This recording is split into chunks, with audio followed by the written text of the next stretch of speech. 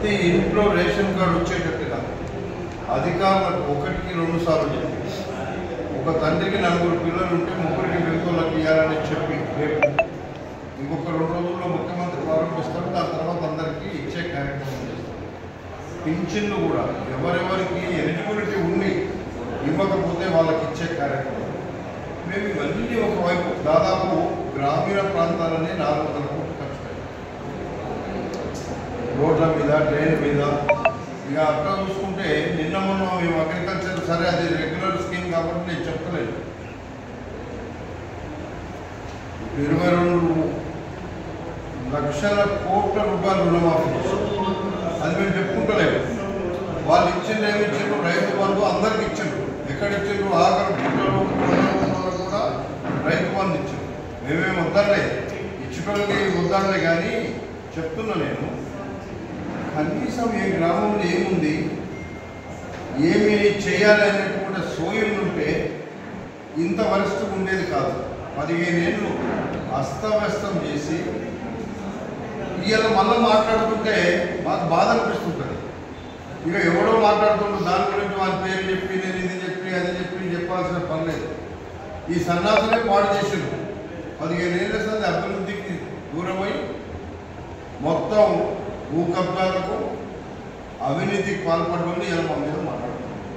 నేనంటున్నా, ఇప్పటికే మున్సిపాలిటీలలో 100 కోట్ల రూపాయలు పెద్దంబర్పేటలో కుక్యాంజాలో పెట్టిన సపరేట్గా అక్కడ ఉండే ఫండ్స్ కాదు, ప్రత్యేకంగా ముఖ్యమంత్రి గారికి వెళ్ళి తీసుకొచ్చిన.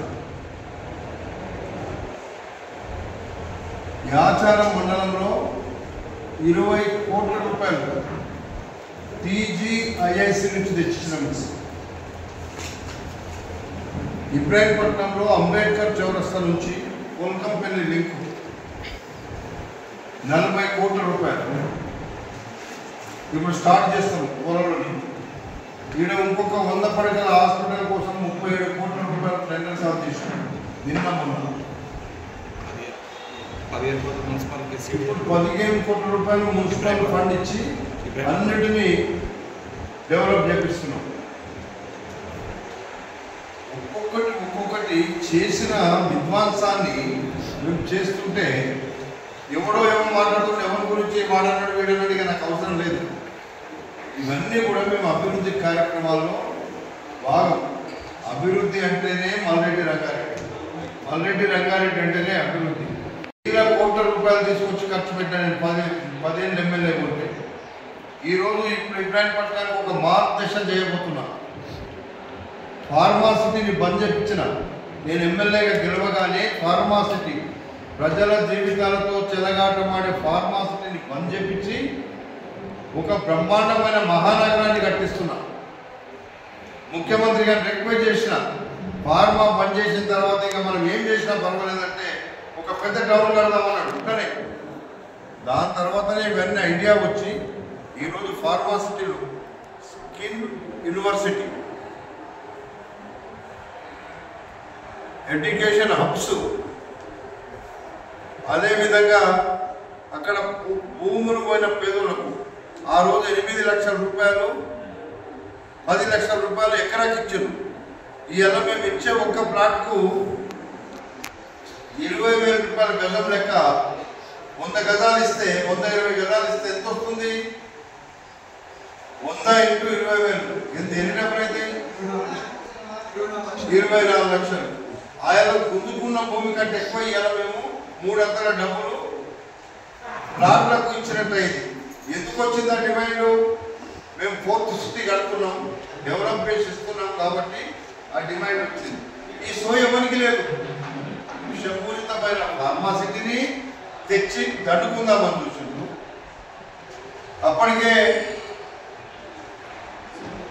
దుబాయ్లో, అమెరికాలో పైసలు పెట్టించిండు కేసీఆర్.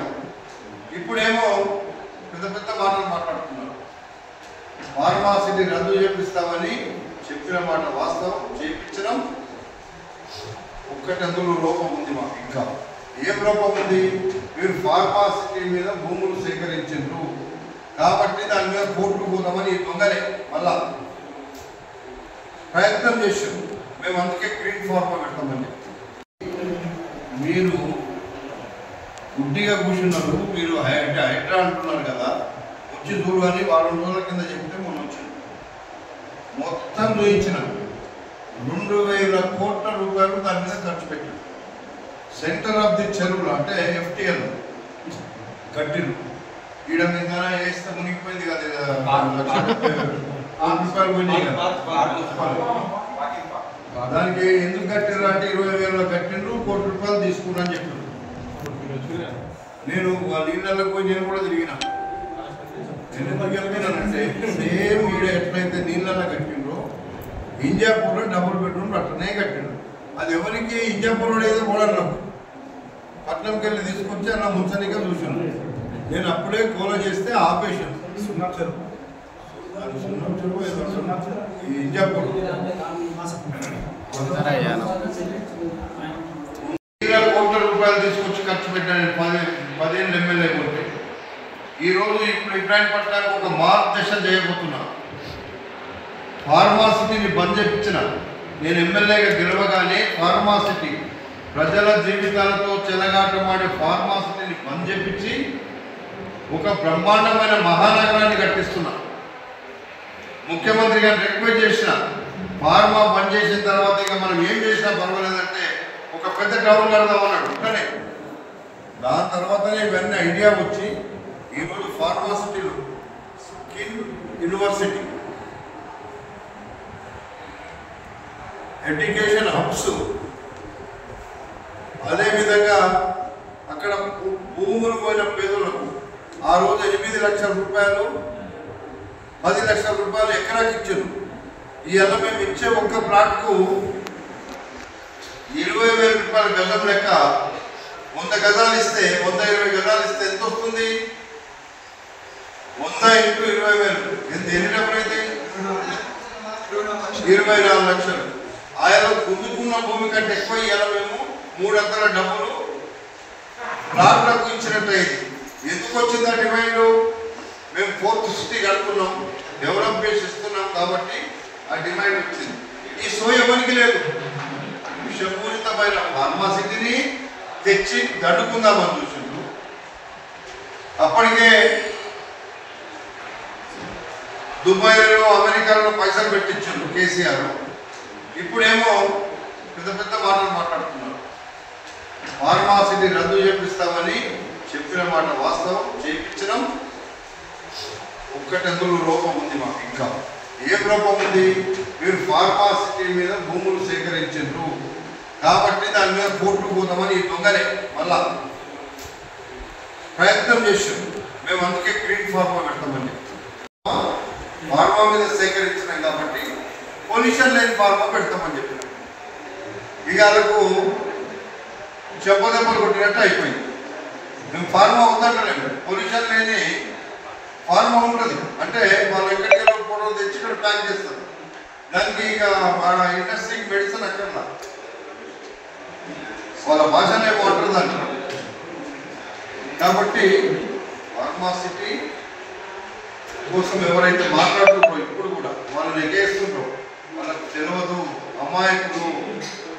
మీకు ఫార్మాసిటీ పోయినందుకే ఈరోజు మేము ప్లాట్లు ఇస్తున్నాం, బ్రహ్మాండంగా పేద ప్రజలను ఆదుకుంటున్నాం. ఒక మహానగరం హైదరాబాదు నగరానికి మించి మా ముఖ్యమంత్రి అందుకే అన్నాడు, లండనో లేకపోతే అమెరికా చేస్తాను ఎక్కడో పోయిండు. ఇవాళ మేము కాంగ్రెస్ ప్రభుత్వం చేసేందుకు ఈడ మాకు ఒక అవకాశం దొరికిందని అసెంబ్లీలో చెప్పాడు ముఖ్యమంత్రి. ఇలా 4th సిటీ వస్తే ఒక మహానగరం అయిపోతుంది. భారతదేశంలో కాదు, అమెరికాలో టౌన్షిప్స్ ఎట్లున్నాయో అట్లాంటి టౌన్షిప్ను యాచారం మండలంలో కట్టబోతున్నాము. ఒక 2-3 వేల ఎకరాలు ఇప్పటికే కందుకూరు వాళ్ళకు. అందులో మీర్ఖాన్పేట విలేజెస్ ఉన్నాయో వాళ్ళకి కొన్ని కందుకూరు మండలంలో ఉన్నటువంటి గ్రామాలు ఉన్నాయి. ఇవన్నీ మాకు దూరదృష్టి ఉంది, అభివృద్ధి అంటే ఏంటో తెలుసు.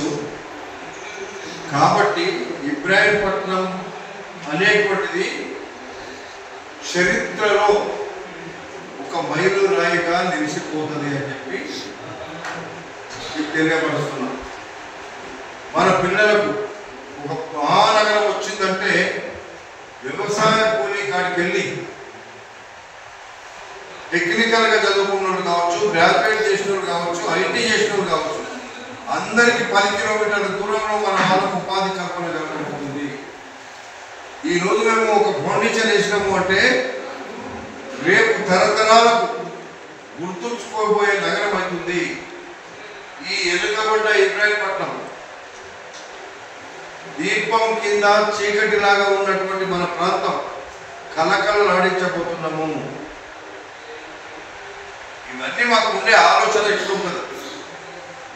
ఎవడో సన్నాసుడు వాడు వీడో మాట్లాడితే తెలియనోడు ఖాళీ ఎంతసేపు భూములు కప్పలు పెట్టాలి, అమ్ముకోవాలి, దండుకోవాలనేట్టుగా వస్తాయి ఈ చెడ్డ అలవాట్లు. మాకు అలవాట్లు, మాకు వ్యాపారాలు ఉన్నాయి, మాకు కూడా మేము కూడా రియల్ ఎస్టేట్ చేసుకుంటాం. ఎవరిని గుంజుకోము, ఎవరిని కప్ప పెట్టాము. బాధతో కొన్ని అమ్మిండొచ్చు, ఎవడైనా మాట్లాడితే బాధతో చెప్తున్నాం కదా. మా అమ్మ నాన్న ఇచ్చింది కూడా 100 కోట్ల ఆస్తి ఇచ్చిండు. ఎవరిని దోసుకోవాలి, దాచుకోవాలనేటువంటి కాదు. నేను లంగల్ లఫంగాలన్నీ ఏదో తప్పుడు లెక్కలు చేసి మార్చుకుందామని చూస్తున్నాను. ఎప్పుడు మార్చిపోతుంది. ఏదో రాయిస్తాయి కదా, గతంలో నా మీద రాలేస్తుంటారు ఎవడో ఒకడు. అందుకే అభివృద్ధి చేసేటోనికి ఎవరికైనా అడ్డం వస్తే అడ్డంగా తొక్కేస్తామని చెప్తున్నాను. అభివృద్ధి నా ధ్యేయం, అభివృద్ధి నా దూరదృష్టి, అభివృద్ధి నా విజన్.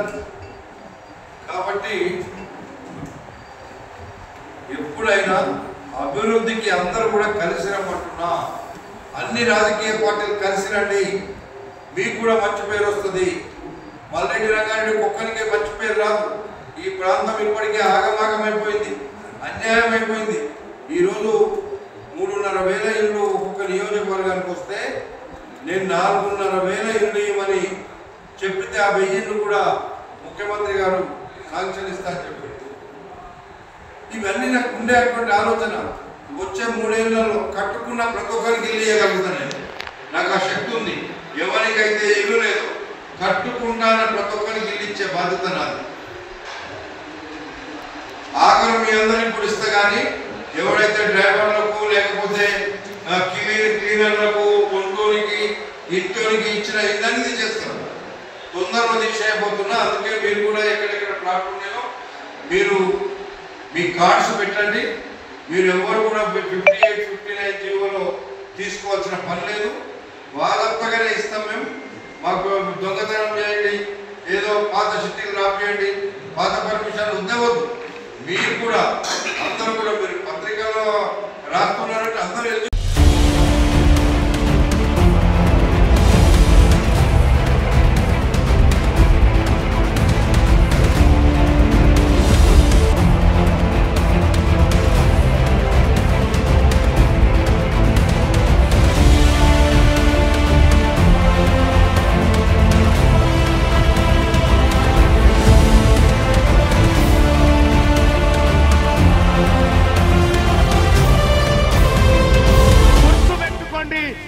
బీసీ సమాజానికి, తెలంగాణ రాష్ట్ర బీసీ ప్రజలకు మీ బిడ్డ టీన్మార్ మల్లన్న ఖడ్గం పట్టుకొని ఉన్నాడు.